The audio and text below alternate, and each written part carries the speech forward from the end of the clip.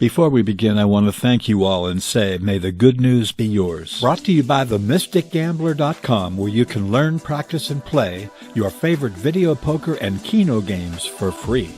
I've received several requests asking how I would play an 8-spot and 4-card Keno. Now, I rarely play an 8-spot. Just look at these odds. But when I do, I use the Mystic charts. And if you use the charts and some popular techniques, you can win more often, play longer, and have a better chance of winning the big one.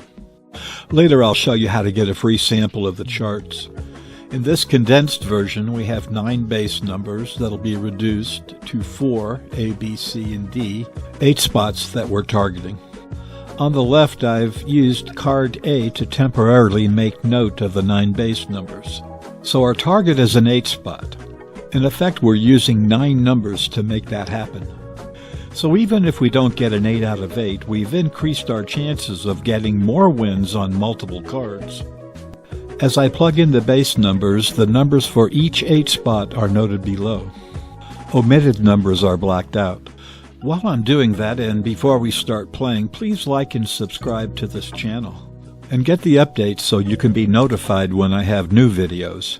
And remember, you can play all your favorite Keno and video poker games at themysticgambler.com. And if you'd like to get a sample chart, just send email to support@themysticgambler.com and put free chart in the subject, and I'll send you a sample chart. So now we have all of our numbers selected. All we have to do now is transfer them to the actual game. Then we can play, and let's see what happens.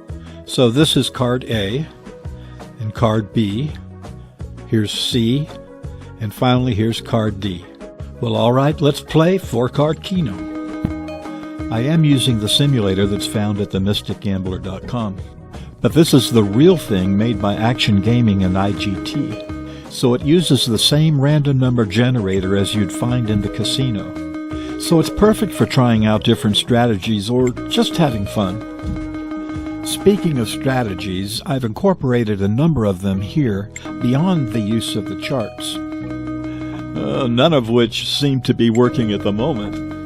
But remember, one of the requirements of a good Keno player is patience. But having said that, let me kick up the speed on this baby. The computer doesn't care if it plays slow or fast, so let's go ahead and kick up the speed and see if we're going to win anything on this session or not.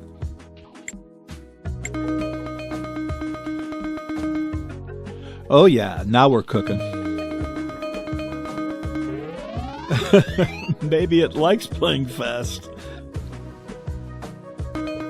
Alright, so let's see if we can get in the groove here, and let me explain some of the behind-the-scenes strategies. Overall, we want to maximize our hits on multiple cards. We know the charts will help us do that, but there's more going on. Notice that the numbers that I'm playing are in the bottom left quadrant, more or less. I like to think of the Keno board as being actually 4 different boards. I started doing this because of my fascination with a 5-spot. With the computer picking 20 numbers randomly, 5 of them are likely to end up in one of these quadrants. Sometimes a 5-spot will show up in all of the quadrants, which makes sense when you think about it. In this case, we're playing an 8-spot, so I'm expanding a little bit more than just staying in the bottom left quadrant. This will extend our reach, but we're still keeping the pattern pretty tight. And that takes advantage of the clumping factor that's often seen in Keno. A lot of the old-time Keno players will talk about this clumping factor. And what they're talking about is the tendency for the Keno numbers to gather together in groups. So one of my little rules that I try to go by is that each of the numbers that I select will be touching another one, either horizontally or diagonally. When I break that rule, I want to make sure that I have at least 3 numbers that are touching. So there can be a gap between the patterns, but I want to have at least 3 touching, and again, either horizontally or diagonally. Now, many long-term Keno players have noticed that certain patterns seem to come up more than others. Now, I haven't noticed that to be particularly true. but I have noticed that the rule of 3 seems to be pretty consistent. And for pattern players, that comes rather naturally most of the time. So for most seasoned players, winning is more about the patterns than it is about the particular numbers that they're selecting. Okay, so we're starting to win more now on multiple cards. Playing this many spots, there's bound to be a lot of dry spells. The good news is that when you do hit on multiple cards, it's often a pretty big hit and helps keep you in business.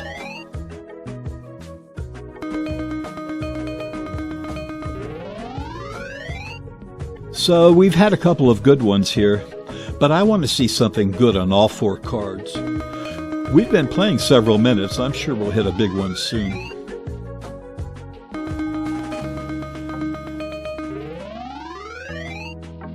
All right, so we talked about the quadrants, and we talked about the patterns, and we talked about the 3 numbers that should be touching. And a lot of people ask about magic numbers. Are there certain numbers that are more likely to hit than others? You know, that's a little controversial, but I'd have to say that overall, I don't buy into that. Overall, the best advantage you'll get in Keno is to use a reduction strategy. And that's why the Mystic charts work so well. The charts make it easy, especially on the larger spots. I mean, a 5, 6, and 7 spot can really pay well if you win on all 4 cards. And that's what the charts help you to do. Whoa, that's what I'm talking about. Holy cow. I'm going home now. So that's great. And we've only been playing 5 or 6 minutes, but I have to say that if you're going to play the 7, 8, 9, 10 spots, you really should play with the Mystic charts. I'll put a link above so you could read more about them, or you could come to themysticgambler.com. Thanks a lot for watching, and may the good news be yours. I think I'm just going to play for a couple more minutes here. Let me grab my coffee.